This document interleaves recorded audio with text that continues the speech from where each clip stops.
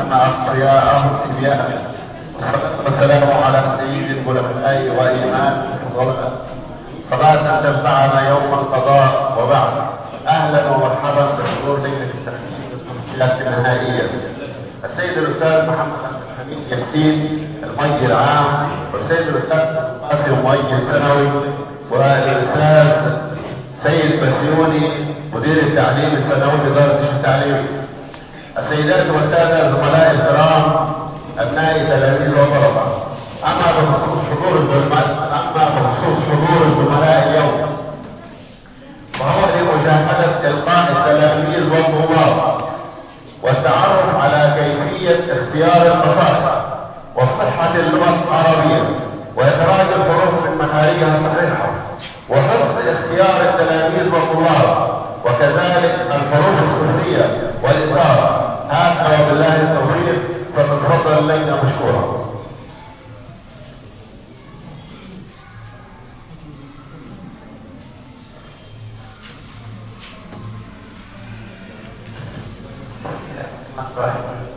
والصلاة والسلام على أشرف المرسلين سيدنا محمد وعلى آله وصحبه وسلم.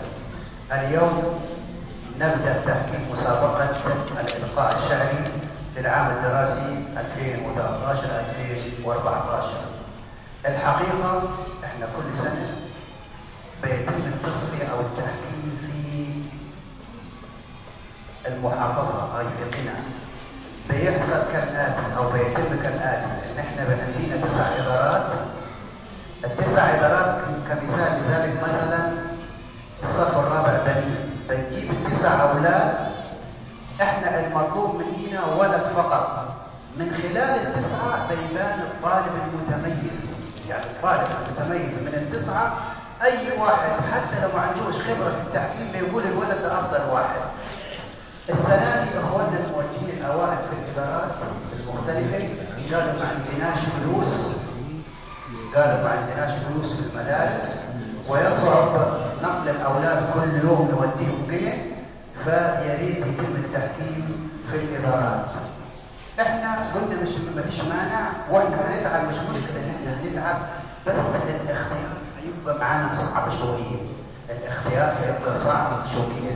كمثال لذلك افرض انا مثلا اول امبارح حكمت ففتشت شفت الاولاد، جيت اليوم اللي بعد في نجادة شفت الاولاد والبنات، فبيبقى يعني الاختيار صعب.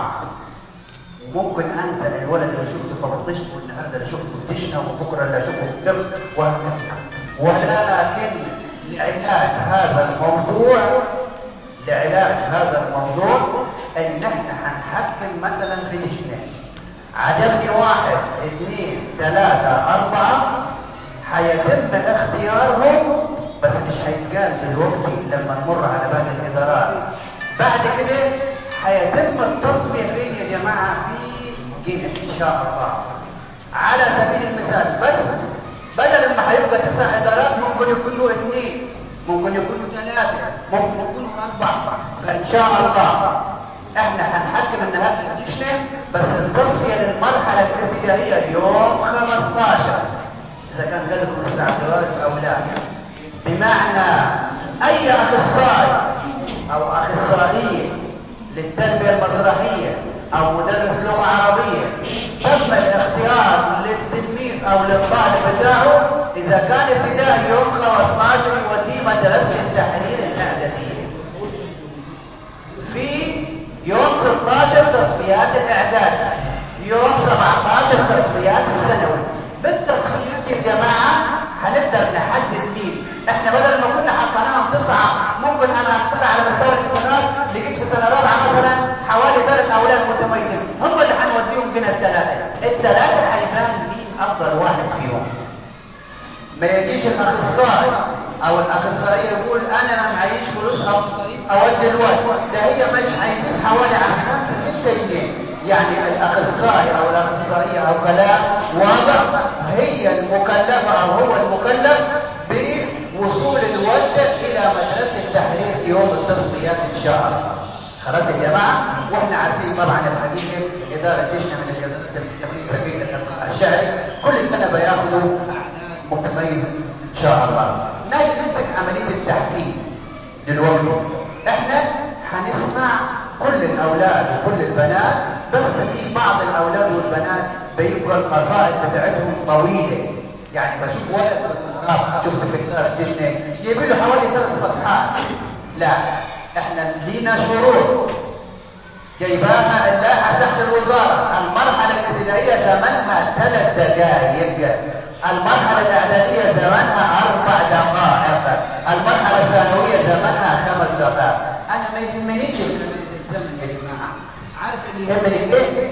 اللي يهمني طريقه القاء الطالب وطريقه عرضه، وفي نفس الوقت طريقه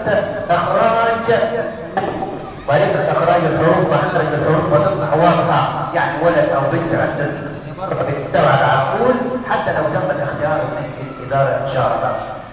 فعايز اقول يعني لو سمعنا الاولاد والبنات ان شاء الله، لو انا وقفت انا بحكم عليك الحقيقه من خلال 2 أو 3 بالضبط، بعرف انك انت هيتم اختيارك ولا لا. يعني مش العمليه بالكسره او الاقل، لا، انا بحكم عليك من خلال 2 أو 3 بقول عليه ولد كويس. والكويس يا جماعه بيفرض نفسه ان شاء الله. خلاص يا جماعه، يبقى اذا ما تجيش اوقف الولد اقول انت كفايه على كده، يبقى مش بمعنى ذلك ان هو مش كويس، لا. بجانب بمجرد ما الولد او البنت يلقي بعد ما يخلص نشجع ونسقف له كلنا ان شاء الله، حتى يبقى رفع الروح المعنويه بتاعته. خلاص يا جماعه، انتم متفقين؟